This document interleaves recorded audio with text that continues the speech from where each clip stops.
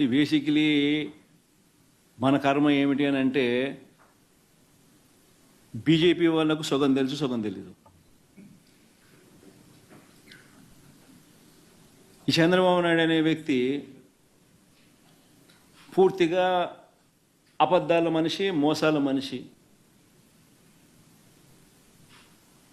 ఇవన్నీ నేను చెప్పినటివన్నీ వాస్తవాలు అయినప్పుడు టీటీడీ బోర్డులో కూడా ఇదే బీజేపీ పార్టీకి సంబంధించిన సీనియర్ మంత్రులకు సంబంధించిన రిప్రజెంటేటివ్స్ కూడా బోర్డులో సభ్యులుగా ఉన్నప్పుడు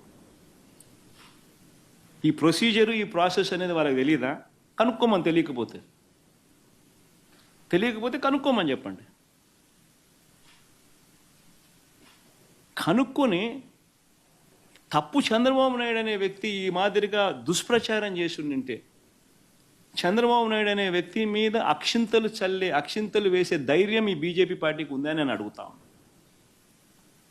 నిజంగానే వాళ్ళలో చిత్తశుద్ధి ఉంటే, నిజంగానే వాళ్ళ హిందువుల రిప్రజెంటేటివ్ కింద వాళ్ళు నిజంగానే సిన్సియర్గా, నిజంగా వాళ్ళ మనుషులు అయితే, సిన్సియర్ మనుషులు అయితే చంద్రబాబు నాయుడు తిట్టాలి, చంద్రబాబు నాయుడును అక్షింతలు వేయాలి. ఇంత దుర్మార్గం చేయడం ధర్మమేనా చంద్రబాబు అని చెప్పి చంద్రబాబు నాయుడును గట్టి కడగాలి. నిజంగానే వాళ్ళలో సిన్సియారిటీ ఉంటే చేయమని చెప్పండి.